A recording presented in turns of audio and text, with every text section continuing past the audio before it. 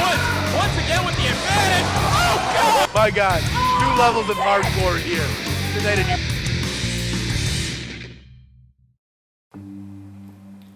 I was born October 31st, 1988 at Sheffield, Alabama, Helen Keller Hospital. Birth given name is actually Brandon Dwayne Woods.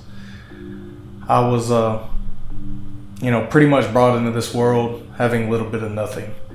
I was a single child to a single mother. My dad had actually left my mother right as he found out she was pregnant. So I was fairly brought up by only my mother and my grandmother. And, things were tough, of course, growing up. Didn't really have a whole lot of income. My mother and the rest of my family had actually moved to Alabama from Chicago, Illinois in 1978. And so whenever they moved to Alabama, my mother dropped out of school. She went straight to work. So growing up, didn't really have a whole lot of income. My mother, she done everything she could to hold a job. My mom, she would work all day long at a grocery store, convenience store, whatever she needed, and then turn around and go waitress at a bar all night long. Then wake up later that day and turn around and go to a local Waffle House or, breakfast dine-in and waitress there on her off days. Didn't really have anything I actually wanted, but my mother always made sure I had everything I needed. And that was basically my childhood. It just really put a strain on me. So growing up, I always knew that no matter what, somehow, some way, I was going to prove to be more than just that. I was going to find a way to provide better for myself and for my kids when the day came. Basically, my life was always riddled with injuries, pains from the very start. One of my earliest childhood memories, I was actually 5 years old. It was on my birthday. I had gotten a brand new bicycle for my birthday. It was the greatest thing ever because I never had nothing growing up. All my friends had bicycles, I never did. So of course I was ecstatic. And towards the end of my birthday, my mother and her boyfriend at the time was loading the bicycle into the trunk of the car. I had reached in to grab the bicycle because I was throwing a fit. I thought they were taking it away. They weren't really paying attention, and my left hand got closed and latched shut in the trunk of a car. Bittersweet day to me, one of the greatest days. Getting something I'd never had turned into an entire evening and night in an emergency room. First injuries, they stand to last forever. Got to use my hand now, but at 5 years old, it was pretty well gone. But pain-wise, that's only the beginning.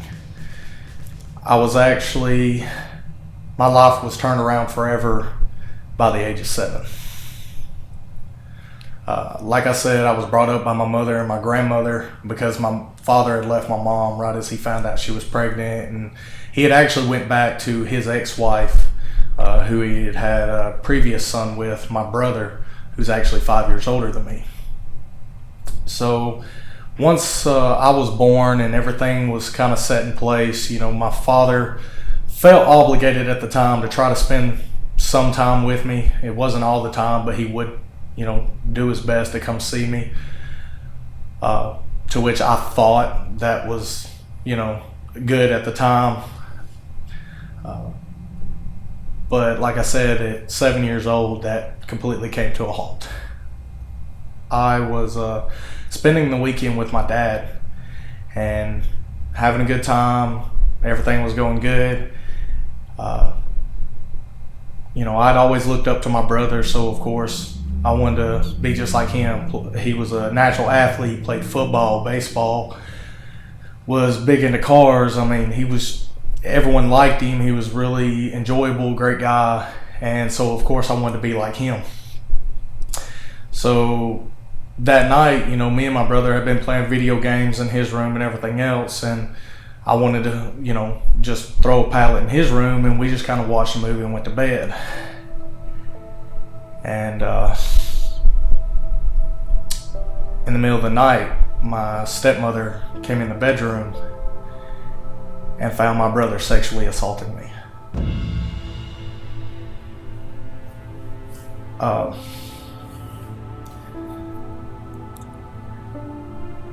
It's actually really hard for me to talk about, and it was only within the last year or so that I was actually able to confront a lot of what happened to me. And but it put a huge dent into my relationship with my father and that side of the family, and of course my brother. Right afterwards, I don't know if it was due to what happened or what. I pretty much shut down. I didn't know how to speak on it. I didn't know what to talk about. I didn't even know who to talk to. I was terrified to tell my mother. My stepmom, she came in, like I said, and she confronted my brother, and she tried to speak to me, and I just didn't know what to do. And as far as I'm aware, nothing was ever really said. They just kind of brushed it off, as well as pretty much brushed me off. I went from seeing my dad occasionally every other weekend, maybe once a month, to I didn't see my dad again until I was 14 years old. They took my mother to court trying to take custody of me. The only thing I could find reason was they was thinking if they had custody of me, they could keep me from ever saying anything that would have gotten my brother in trouble. But so many people out there nowadays that they're scared to speak on something like this that's happened to them, and one way or another, it affects their life. It's affected me, and it's caused everything from personal struggles, anxieties, deep depression, to relationship issues where, I don't have any trust in anybody. I struggle with trusting anyone around my kids right now. I don't care who they are. When you're 7 years old and the person you looked up to most at the time, your own flesh and blood, your brother, does something like that to you, it changes your life. But even at a young age, dealing with all that, of course, like I said, I shut myself down, and I went from a kid that was so playful and out and about, loved to be outside, hanging out with my friends, to I didn't want to leave the house. And so that put a lot of strain on my mother, because she didn't know what was wrong with me, and I didn't know how to speak on it. But as I've always done, I had to find some way to break free of the thought and find something else to sink my mind into. And about a year later is when I decided I wanted to start playing sports. I started playing baseball at first. Baseball to me, it was a decent little beginning sport, but it didn't really heighten my appetite for energy or concentration. I couldn't even step up to bat at a game without just feeling everyone was watching me, and I could be one of the best players on the team at practice, but whenever I got in front of everybody, I shut down. A lot going back towards all the instance that the case that happened to me barely a year ago. Being in front of all those people, knowing they were watching me, I didn't know what to do, and I would just shut down. So I played baseball for a little bit, and like I said, I was good at practice and all, but on the field during the game, it wasn't there. So I searched for a new outcome, and that's when I found football. I never really watched a lot of football growing up, but I loved it wasn't really the aesthetics of the sport. To me, it was the contact of the sport. I saw my cousins playing, and I wanted to play myself. The energy drawn off the field, it drew me in. So at 9 years old, I started playing football. Football to me, that was the best outcome as far as disregarding what was going on in the back of my mind at all times. Because, whenever I got out on the field, I wasn't so much worried about everyone watching me. I was more worried about protecting myself. I had a way that, I could put all of my anger and aggression into something, and I could hurt somebody just as bad as they could hurt me.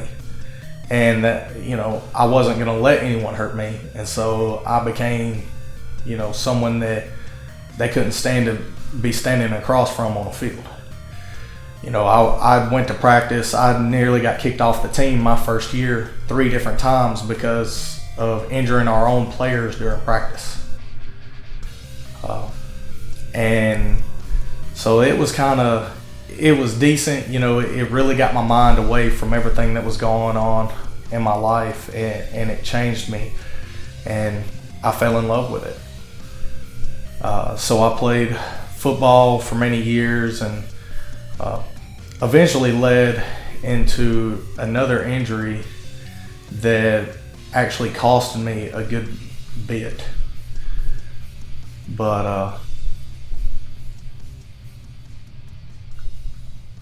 going on, it was always a struggle. It didn't matter. As soon as I stepped off the field playing football, as soon as I got home, everything in the back of my mind that happened, it was there, and I stayed depressed. So I was constantly pushing myself. Like I said, I got whenever I got home from practice or anything like that, I locked myself in my room, and that's where I lived whenever I was at home. My grades and everything in school, they didn't really slip because I put all my focus into my grades. I always had good grades in school all the way. I actually graduated high school with a 3.7 GPA and an advanced diploma.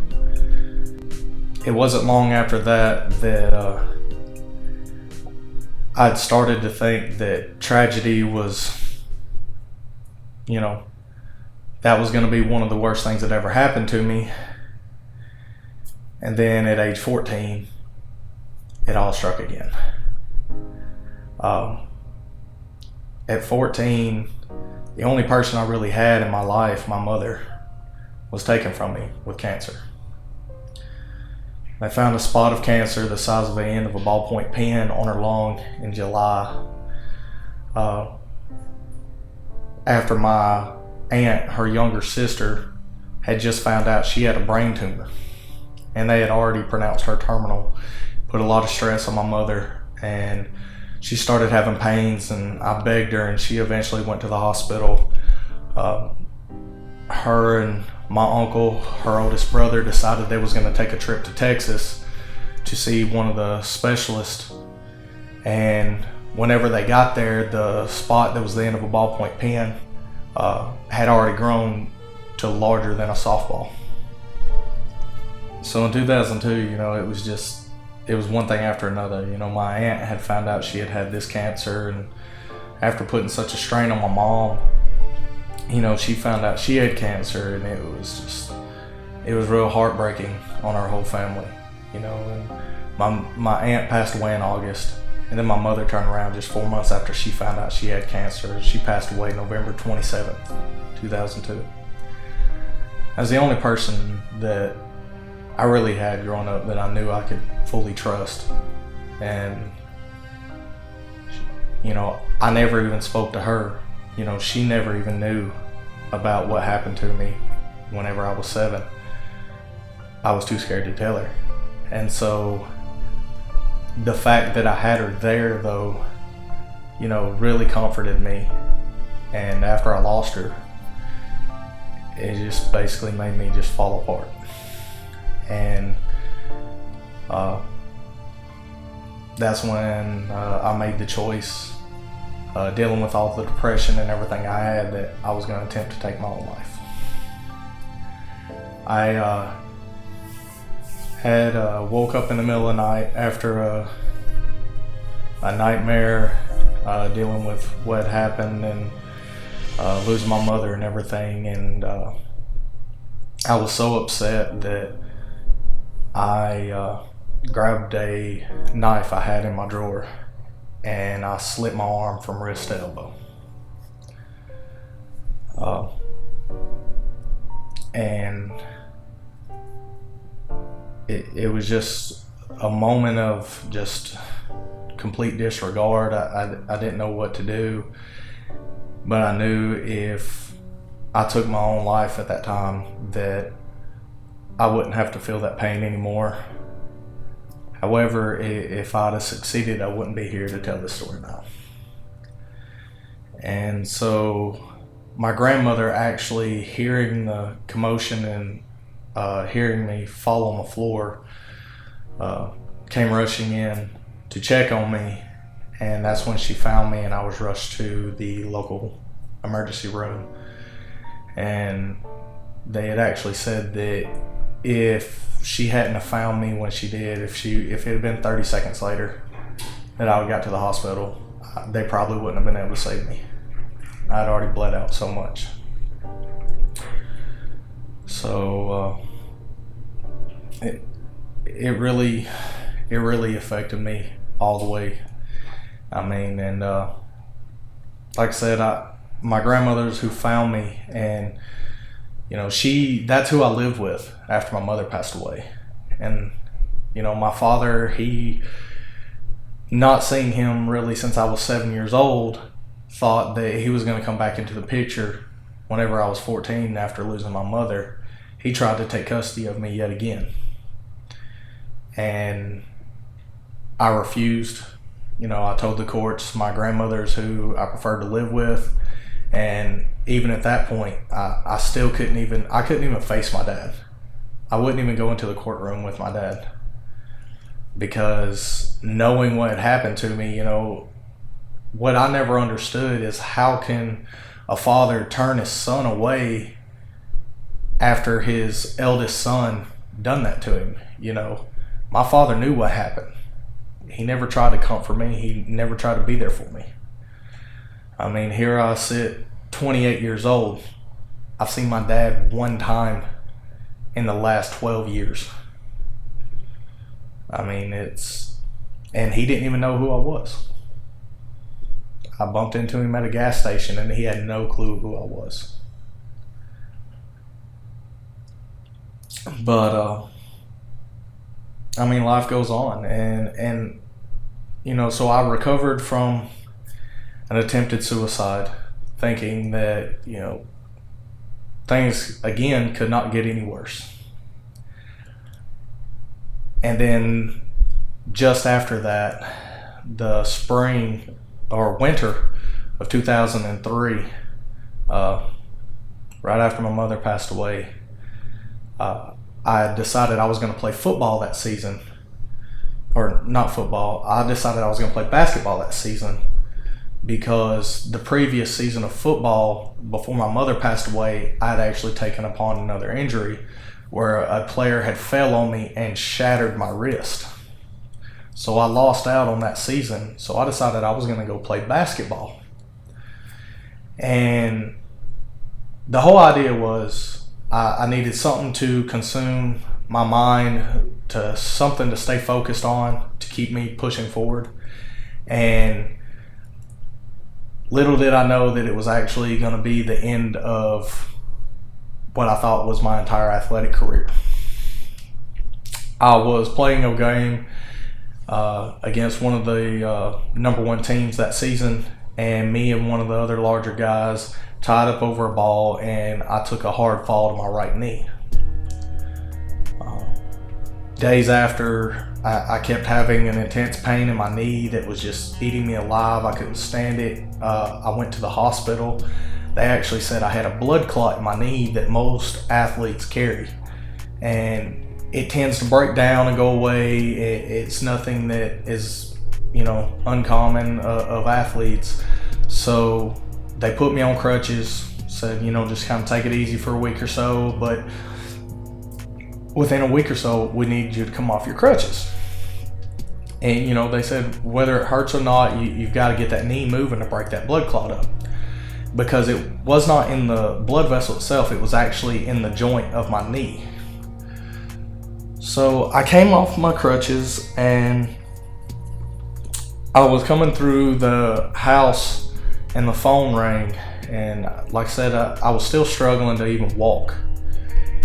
And the phone rang and I tried to rush to get to the phone, and instead of taking my time, I wasn't paying attention, and I tripped, and whenever I fell back to my right knee again. I heard a loud pop, and I fell over to the floor, and I could feel an immense pain that radiated from my rib cage all the way down to my toes, and I couldn't move. It was, I couldn't even lean up to look to see what was going on. But in my mind, I thought I just broke my knee. I yelled. My grandmother, she called for an ambulance. Whenever they got there, they was able to see what had happened. What had happened when I was playing basketball was I didn't injure my knee. In fact, I had fractured my right hip. But the doctors didn't know it because the pain was radiating out of my hip, or out of my knee. They never thought to look at my hip. And so when I fell, it completely snapped my hip in half and shoved the top of my right femur all the way up into my rib cage. So that's why I was not able to sit up. However, I can't say I was strong enough. I never shed a tear. Never cried, I was in pain, but in my mind, pain was the least of my worries at this point. We get to the hospital, they do surgery, they needed 6 doctors working on me at the same time. They went in and they put a pin in my right hip, while nurses and doctors was pulling my right leg all the way down into place, trying to make sure that they didn't snag any of my intestines when they were pulling it back down. And so I had the surgery, thought everything was fine. It was just another day for me, dealing with something a little bit more intense. And the doctor told me, I would recover, wasn't that big of a deal. They were actually more worried about internal bleeding than they was me recovering with my hip. However, did I know the doctor was a fucking moron. The doctor, while in surgery, put a pin in my hip, but he didn't put a plate to hold it. So when he put the pin in, he put it too far. Then he tried to back it out and just leave it alone. Well, as I was healing, every time I moved my leg, the bone that was broke was actually still moving at a time, and it was causing that pin to screw deeper into that bone. And it found a air pocket in my bone and started tearing away at the ball socket of my hip. So barely a year after I had the pin put in, they had to remove the pin. And that's when half my ball joint to my hip completely fell out with it, completely rendering any options of athletics completely gone. I came out of surgery and, I already knew I was kind of on the sidelines from the initial break. And then I asked the doctor, I said, okay, so, you gave me 6 to 8 months to fully recover from the first surgery. How much longer do I got to wait now before I can return from this? That's when he broke, the entire surgery down to me, and he informed me that I would probably never be able to play sports again. And that was the first time I shed a tear.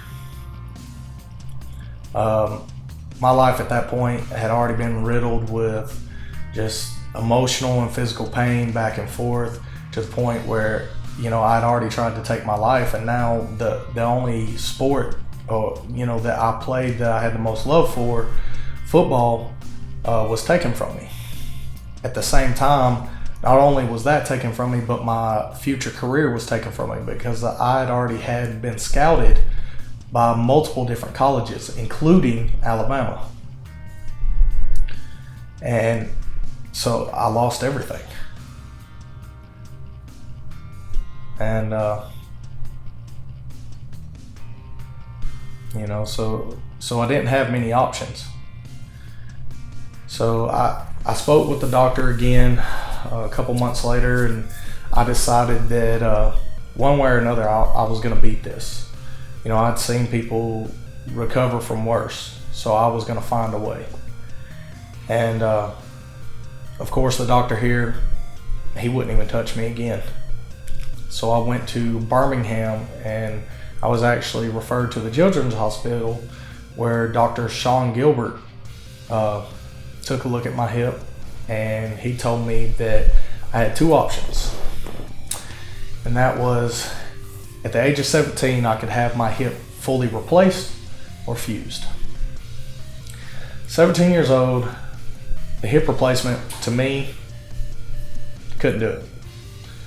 Hip replacements don't last, and I'm not gonna go through this surgery every couple of years just to try to maintain my body.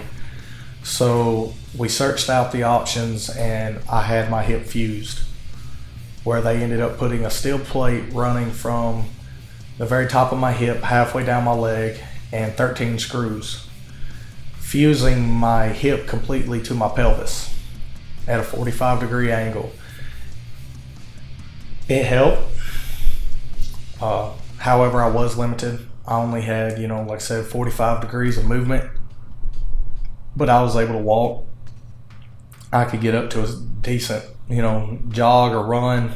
But what sucked is, because of how the surgery went, it caused my pelvis to actually tilt on an axis, putting a lot of strain into my back, pinched sciatic nerves. And so, every day, every step I took, I was just eaten alive with pains.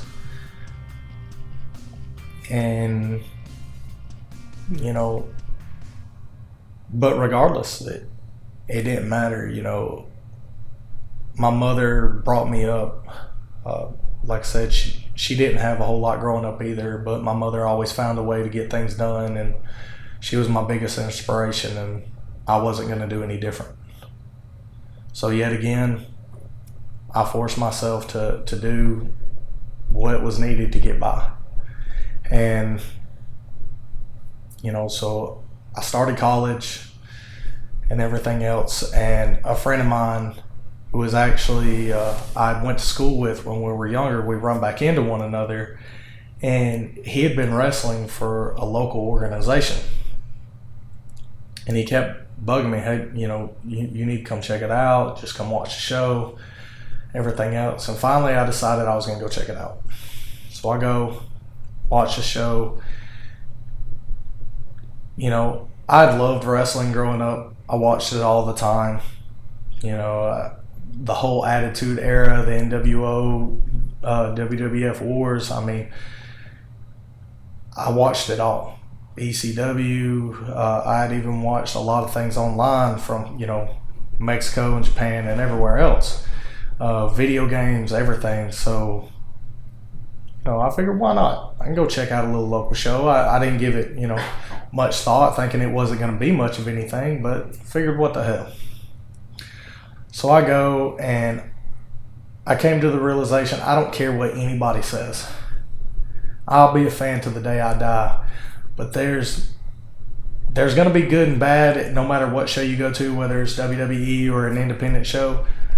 But seeing wrestling live the energy that's fed off a crowd right there around you, it's overwhelming. And after the show, my buddy just kept telling me, dude, injury or not, dude, he was like, you're a big guy. You could still do a lot if you wanted to take part. I figured he was just full of shit, but I told him, I said, all right, screw it. I said, I'll come to one tryout, one training session, see what happens.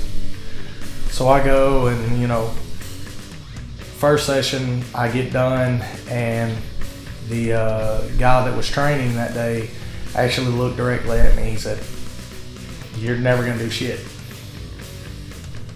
He said, your hip's messed up, your back's messed up. He's like, you're only 18 years old. You're never gonna do nothing.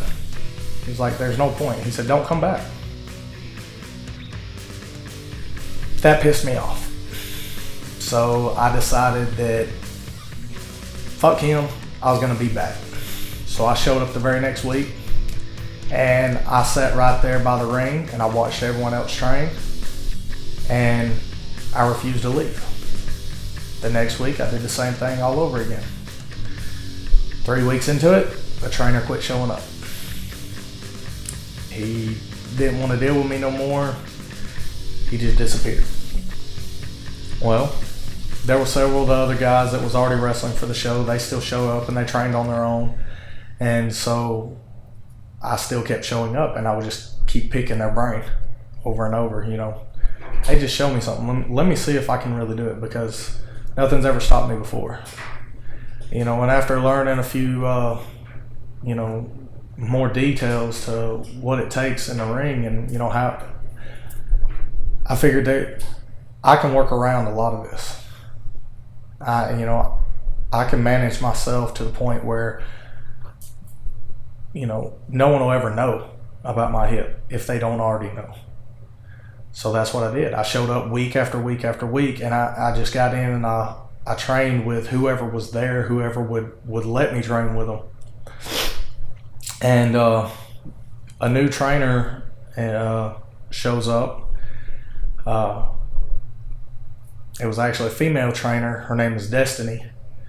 And she showed up, and she was kind of looking over as I was working with a couple of the guys, and she approached me and asked me what was going on, how long I'd been training, and I told her what had happened, and she was just blown away by the fact that not only was I told I wasn't going to do shit, but I'd been showing up every week, still doing more and more, and was actually progressing further than a lot of the people that had promising. So they decided to let me train with them. I trained for a little over a year, and I started wrestling. My first match was when I was 19 years old. I was thrown under a mask, tossed to the wind. I was a clown. They called me the oddity. And of course that didn't last. Didn't go anywhere. And I was slowly starting to come up, and I'd done a few little matches here and there, and I started developing a bit of a characteristic, and so I eventually progressed out of the mask and into a more standard character, to which I carried along my look of playing football, because that was the sport that really drew me into athletics. And so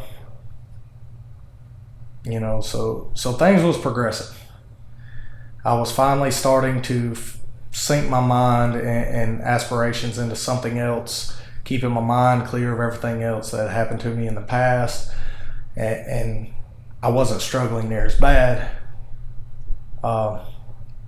It wasn't long after that, whenever I turned 20, like I said, I was in college, but I had to drop out because my girlfriend at the time got pregnant with my oldest daughter. My daughter was born. I named her after my mother. And, to me, that was more than enough inspiration. You know, I dedicated myself right then. I said, there will never be anything else that's going to stop me from doing what I want to do.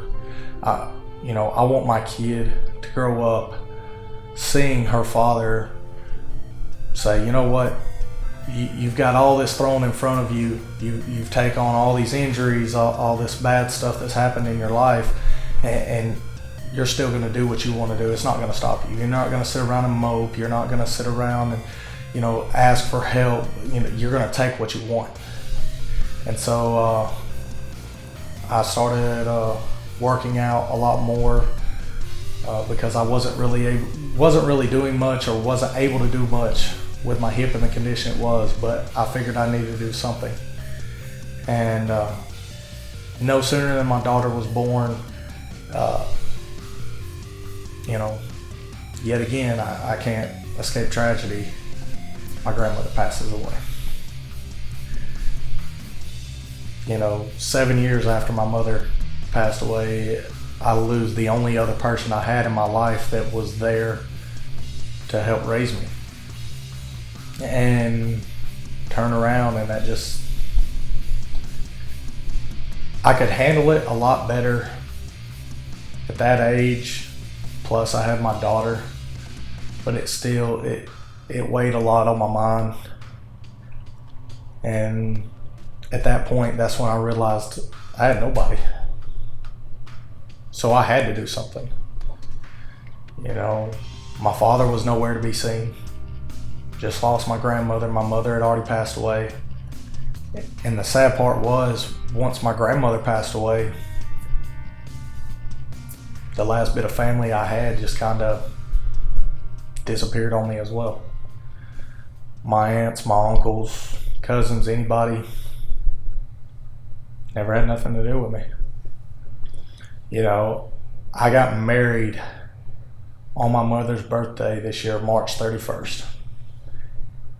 And not a single blood relative of mine showed up at my wedding.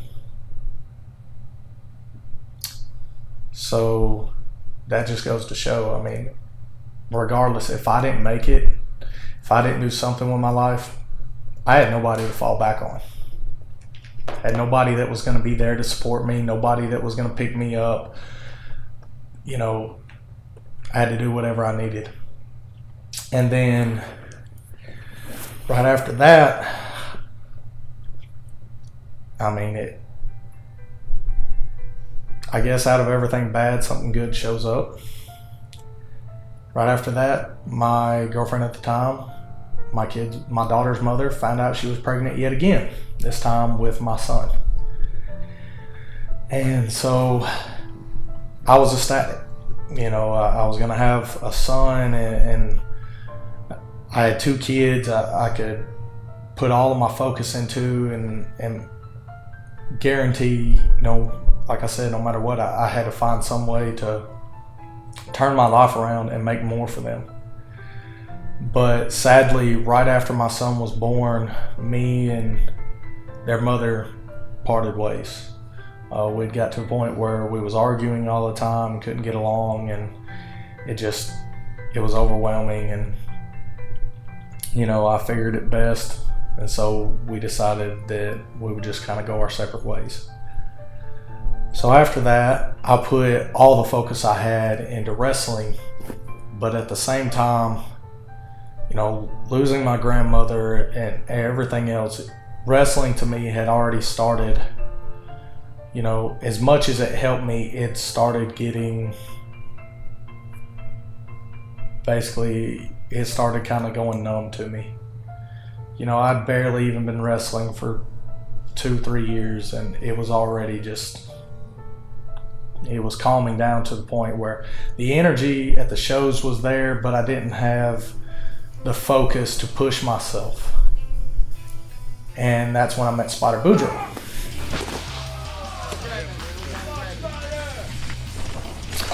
Now, Spider is a character all on his own. Spider Boudreaux was a guy that had built his name off being stabbed by a box cutter.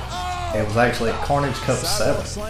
You know, what kind of person would do that to themselves? But you know, you don't really know who you're dealing with until you actually get inside the mind of that person. I never expected by any means to ever do hardcore wrestling, more or less deathmatch wrestling. You know, I was a fan of it. I had the video games, DVDs, you know, stuff like that. Because, I mean, you can't help but being a fan of watching someone do this kind of brutality. You know, it's like watching Spartans in Rome. I mean, anything. Gladiators, I mean, it's entertaining. And me and Spider actually connected. We was both at the time trying to do a little more progressive into working out, trying to get in a little bit better shape. And you know, he was returning from a shoulder injury at the time, and I was trying to just change my life. And we connected and decided we was going to kind of hang out and work out together. Little did I know that was going to start a lot more to my career than what I expected. Hanging out, you know, me and Spider became close friends. I mean, to the point where friends as close as brothers. And we started wrestling again, started traveling, doing some local shows, and through means of some guys that he had wrestled with before, we ended up at a show in South Alabama, and the booker for the show was actually a guy that Spider came in with, or you know, started wrestling around back whenever he was a little bit younger. And one thing led to another, and Sickness, our tag team, ended up being thrown into a street fight. Spider was very much adamant about creating all these different kinds of weapons and bringing all kinds of different things to this match, and I was terrified. You know, I'd never even, you know, I'd been hit with a chair, cookie sheet, things of that sort, but thumbtacks, you know, staple guns, skewers, light tubes, anything, no. And I go into the match literally about to have an anxiety panic attack about what was going to happen. I left the match a bloody mess, feeling more relief than I'd ever felt in my entire life. Everything that had happened to me, you know, since such a young age just went out the window. And all the pain that I felt from the match wasn't there. It was gone. It was like it never happened. The pain to me has got to the point, after dealing with so much, so many broken bones, so much heartache, so much mental anguish, that most pain doesn't faze me. And the pain that does initially, you know, break me down, I mean, it's so horrid that, you know, I honestly don't think most average people could ever handle it. You know, and I go every day with these pains, and I don't even take a single pain pill. I take 2 Aleve every morning, that's it. But I know, regardless, as much as I hurt, that pain is what makes me who I am. And that was the beginning of my deathmatch career. One match led to 2 matches led to 4, and then I ended up being placed in the Carnage Cup. Carnage Cup 8 was my very first deathmatch tournament, and I actually had to wrestle my own tag partner, Spider Boudreaux, in the very first round in a spider net deathmatch, where at the end of the match I was actually brought off the top of a truck into a ring completely covered in barbed wire, leaving me in a tangled mess, beaten, broken, and bloody. And it just, I found my calling. You know, it was something that, you know, I could take all of my wrestling skill and add the brutality to it, and it was something that I could put my focus and mind into, and all the stress of the world would be lifted off my shoulder, and I was able to completely perform in these shows, knowing that whenever I left, I was able to leave an impact with the fans and on myself.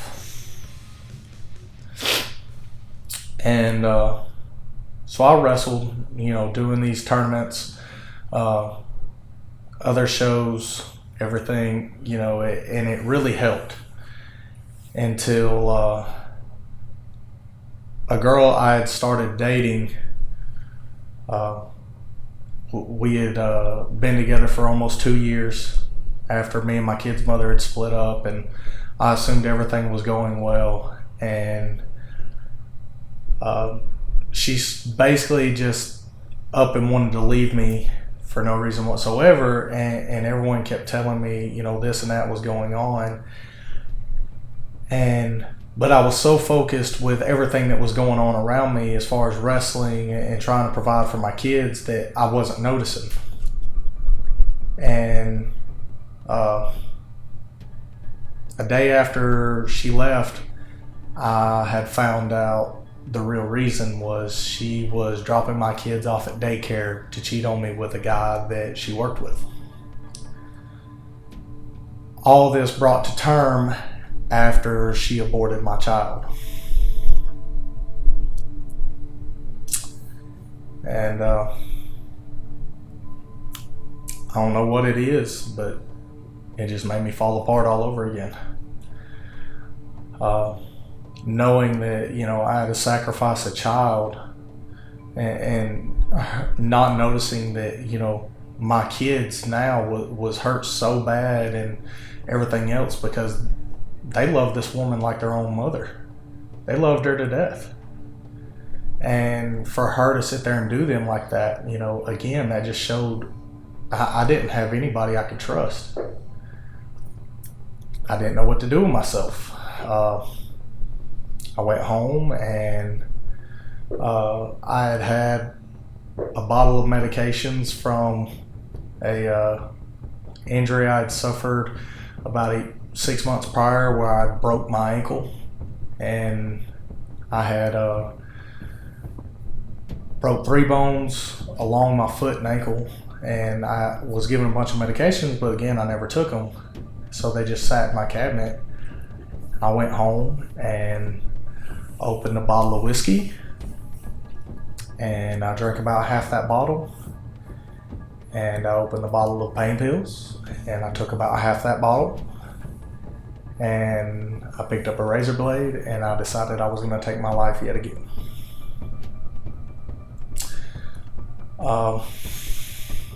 I am ashamed to say more than anything that right here, right now, I regret it more than anything, because if I'd have succeeded yet again, I wouldn't be here, and my kids would be without a father. But I mean, a lot of the trauma that happened to me at such a young age, I didn't know how severe things had got in my mind, and I wasn't even at a point where I could recognize what was going on with me. I'd still yet to confront what had happened to me. And so at the littlest moment, things would arise that was causing me all kinds of issues. A friend of mine heard about what happened, and she came by the house to check on me, and they pushed in my door and they found me on the bathroom floor.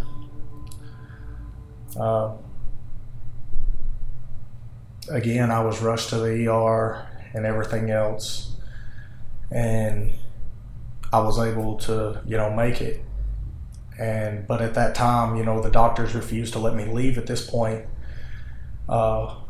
until I sat down, you know, with some therapists and tried to get some things off my mind. And so I sat down, I finally broke down, and a lot of people, they refuse to get help. It takes a lot, and I understand it'll put a strain on anybody trying to open yourself up to bring in all this pain just so you can let it out.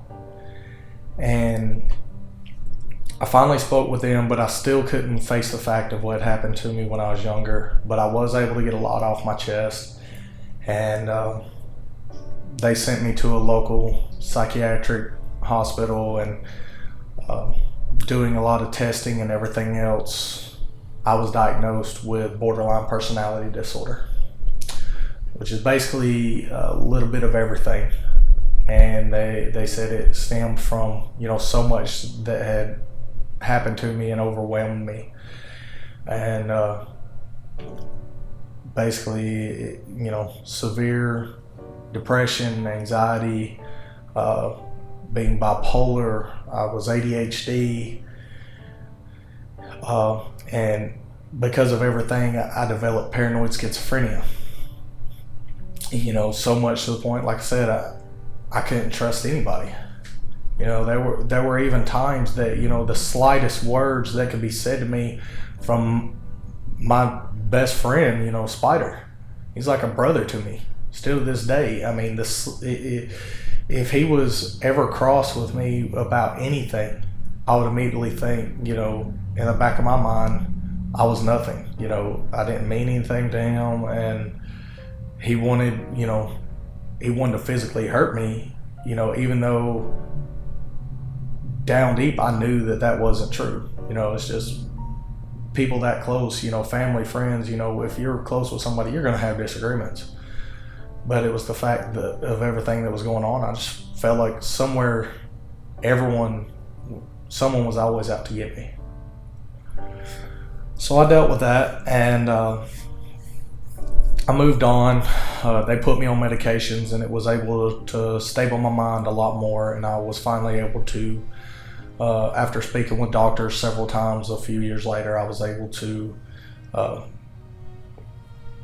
open up about what happened to me as a child, and it's really changed my life.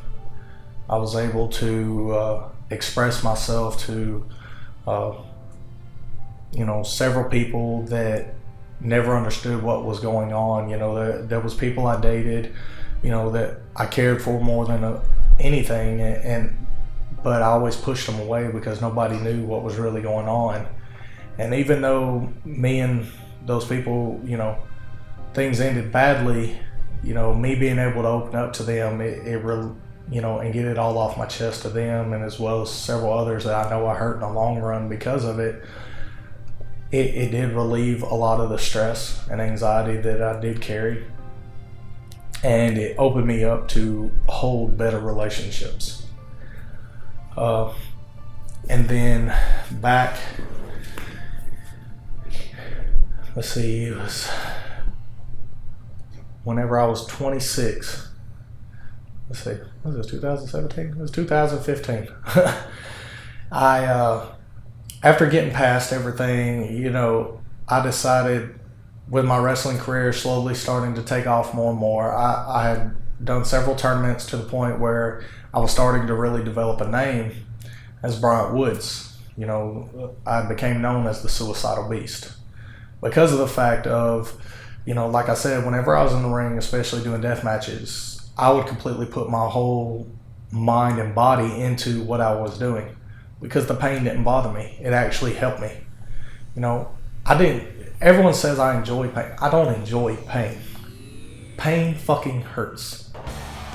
But it's the fact of the matter is, pain does not affect me the way it does most people. I don't enjoy it.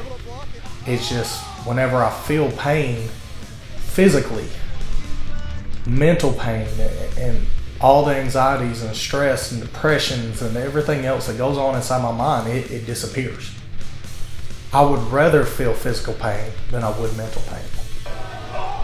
And so I end up putting more of my body into a match than probably most people would be ever willing to consider. Even though, I've seen guys do a whole lot worse than myself. But things have progressed.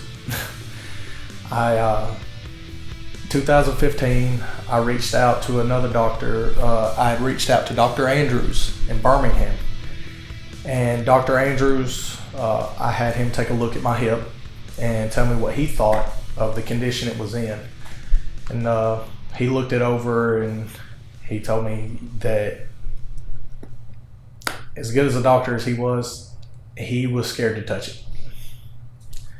Dr. Andrews, the guy that had done surgeries on multiple superstars, athletes, guys like Triple H and Shawn Michaels and all these guys, he turned me away. However, he told me the reason why is because he's not too great with hips. He wanted to refer me to someone better. He was actually such a great doctor, he didn't even charge me for the visit. And not only did he not charge me, but he referred me to my current doctor, Dr. Siegel. That way I would not have to even pay the walk-in fee. He referred me to Dr. Siegel, who's actually the leading specialist in hip repairs in the United States. I went to him. He checked out my hip. He just kind of asked me, what I was looking to do. And I kind of explained it to him. And then he asked me what I had been doing, because he had seen throughout the x-rays, I had already had, out of the 13 screws that was in my leg, 4 of them were broken in half. And that blew his mind. He said, what have you been doing? And I told him I'd been a professional independent wrestler for the last, 5-6 years. And he argued. He said, there's no way. He said, there's no way your hip in the condition it was, you was ever able to play sports. I literally had to bring him video footage. And he said, that in itself is a medical mystery. He said, there's no way. He said, after looking me over completely, I have no cartilage in either knee. My MCL in my right knee is completely ripped in half. I have tendonitis in my right ankle. And I've broke over 100 separate bones. I now have a completely separated AC joint in my left shoulder. And he still is completely blown away by the fact that I was able to do anything. But he said that he could fix my hip. So at 26 years old, 9 years after having my hip fused, I'd already been wrestling. Like I said, started wrestling my first match when I was 19, so I'd been wrestling for 7 years. I had a complete hip replacement. I come out of surgery, the nurse came up to me that day and said, they wanted to do therapy. And I told them, I said, it's not going to happen. And she argued with me, but, she eventually left. But the next day, regardless, they had to get me out of the bed. Well, the nurse comes in, she tries to move me, and I threw, that was the most intense pain I'd ever felt in my life. Muscles that had been in atrophy for the last 9 years were now able to move. They were sore, they were bruised. My body was literally beaten to its max at this point. And the nurse left the room to go get assistance to help get me out of bed. But I knew that I can force myself to do more than anyone else can. Less than 2 minutes, the nurse walks back into the room and I'm standing at bedside. No assistance. I refused all assistance due to the fact, they don't know what my limits are. I do. And one way or another, I'm going to show that I can do this with nobody else's help but my own. So, I knew that regardless, I could push myself further than anyone else.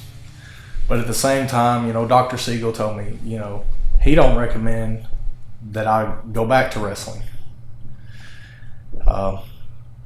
He don't recommend, half the things I do, but that's all I have. I have my kids, and I have my wife now, and wrestling. That's it. That's where all my love and all my focus goes. So, I can't turn around and go back trying to play football. Lost out on scholarships and everything else. It's not like I can turn around and go for tryouts, and 28 years old. So I said, screw it. I'm going to show him something different. I did therapy for 6 weeks. 3 weeks into therapy, they told, I was having to take sponge baths. They didn't want me getting in and out of the shower. Home health was coming to my house trying to make sure and help me take care of myself because, like I said, nobody was there. I had one person there to help me out, a guy that, again, I thought was my friend. Spider, he's busy with his own life. He had recently been married, and he had his own family, so he wasn't able to be there to help take care of me. So I had another friend of mine come help me. This guy stole away with over half my pain pills. And he's a guy that, has wrestled for WWE, that I considered one of my friends. Stole half my pain pills. And so I said, screw it. I'm not going to ask anybody to come to my house and help take care of me. I was just going to, I'm already paying the money for it. I'm just going to make them do it. So they would come to my house, and they would get everything set up, and I would give myself a sponge bath and everything else and try to help. And finally one day, the nurse called me. She was going to be late. I was tired of waiting. I hadn't been able to bathe in like 2 days. No. I go in the bathroom, propped a crutch next to the shower. I lifted myself into the shower, gave myself my own actual shower, able to wash my hair and do everything. I got out. Nurse shows up, walks in the house. My hair's still wet. She asks me what happened. She flips out. You're not supposed to be doing that. You're not supposed to be, fuck you. I know who I am. I know what I'm capable of. I've been through more pain than most people could ever imagine, that most people could never handle. And yet you want to tell me I can't take a shower because the doctor says I don't need to yet? No. So 6 weeks after therapy, I refused to see him again. I was able to, 6 weeks, I was already walking on a cane after a total hip replacement. Told him I didn't need to see him no more. I was able to drive my vehicle. My place that had become a home away from home was the gym, and that's where I was headed. So at 6 weeks, I started going back to the gym, and I started applying weight, working on my leg, exercises that I had not been able to do in 12 years. I was gonna do. And at 6 months, I had to take yet again video footage to Dr. Siegel, blowing his mind that at 6 months, I was leg pressing 800 pounds. And I was doing squats with 350. Again, he claims it's not possible. There's no way until he's seen the footage. He said, his exact words is, I don't know what you're made out of. I don't know if it's just nerves or inspiration. He said, but you're doing something that most would never even attempt. So pretty much that's when I decided, you may not think I can wrestle, just like all the other doctors that said I wouldn't ever be able to play any sport or do any athletics again. I'm going to prove you wrong yet again. So at 8 months, not even a year, 8 months after a total hip replacement, I stepped back in the ring. I returned to do a tag team deathmatch tournament. Me and Spider met up yet once again. First time we'd been a tag team in 2.5, 3 years. And towards the end of the match, I knew without a shadow of doubt, if I'm ever going to get myself over the nerve, knowing what had happened with my leg and everything else, I needed to push myself that much further. So towards the end of the match, I climbed up on the top rope as I had done prior to surgery, but this time I moonsaulted all the way to the ground. Being caught by 3 other competitors, the other tag team and Spider included. And I got up, pain was gone. I knew that I was gonna be better than ever. Right then is when I decided, no matter what, I was gonna do what no one else thought of me, and I was gonna prove everyone wrong. So I left from there. I was actually, wasn't long after that, I was invited to go do a show I'd actually been looking forward to for many years. And I got to go wrestle for The Gathering, JCW. I did Stranglemania. And apparently returning from hip surgery, as soon as I did, even though I knew that I could be better than I ever was, it proved me that I probably should have waited at least another couple of months. Because right after that, I go into this show. I took a hard finish and ended up with 2 broken ribs and 3 that were dislocated. And I had to wrestle King of the Deathmatch 2 weeks later.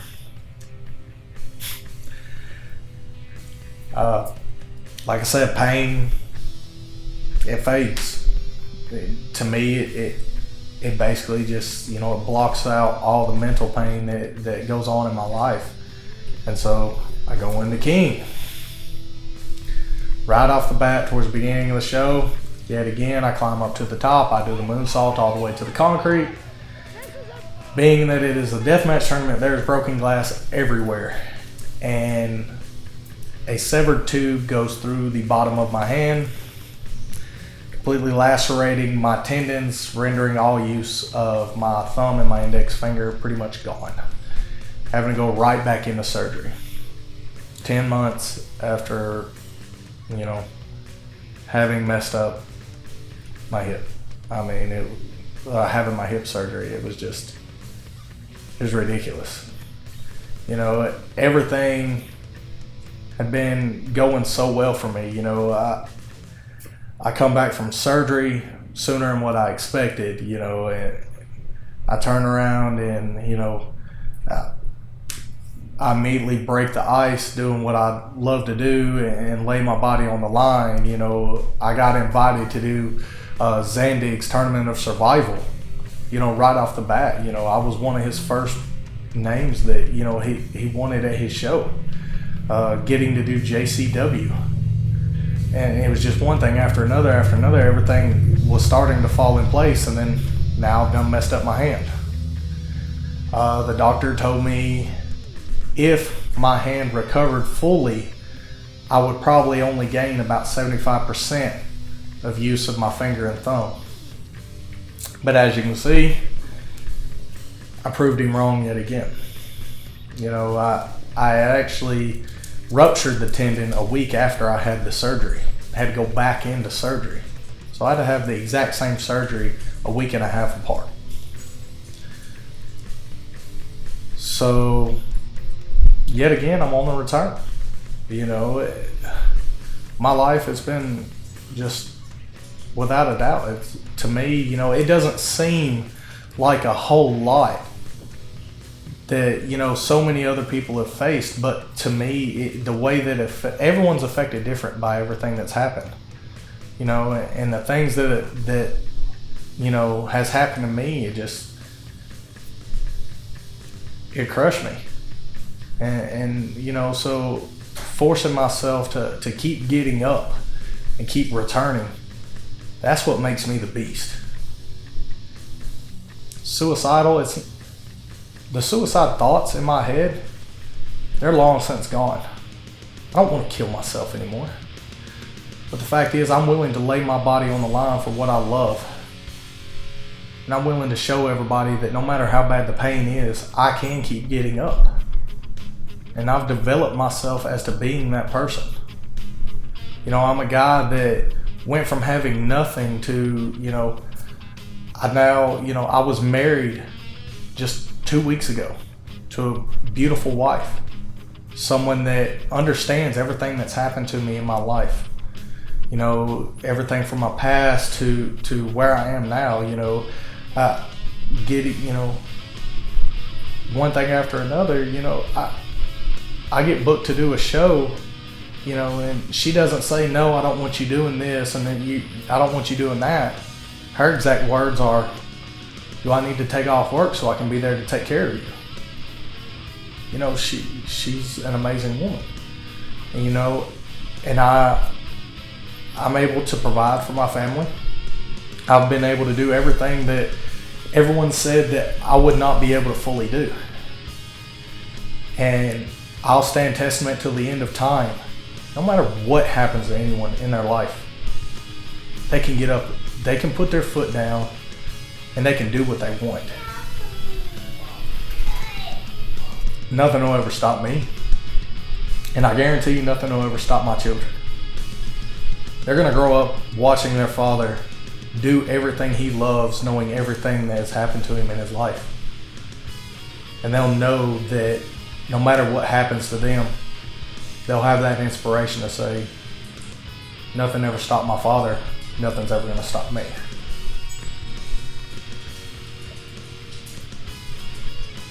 To me, that means everything. And yet again, like I said, I'm on the return. I've got Carnage Cup 2 weeks away.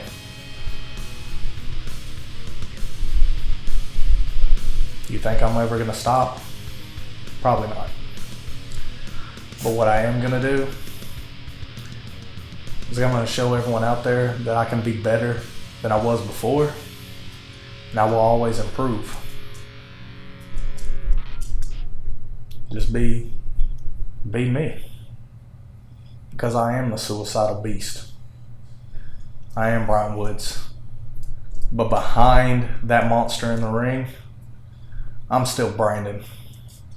I'm still a father. I'm still a husband. I've got to provide for my family, and I'm going to do what I love. And hopefully that'll inspire someone else to do the same.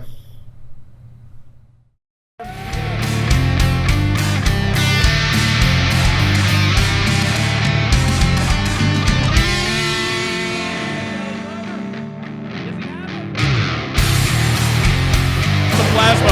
And look at this, Woods once again with the advantage. Oh, God! My God, 2 levels of hardcore here. Today to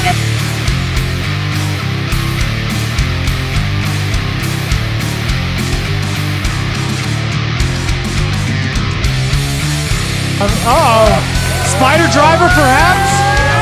Oh! Woods' face, about a fourth of his face, and including his left eye, it was like... I have no idea what's coming.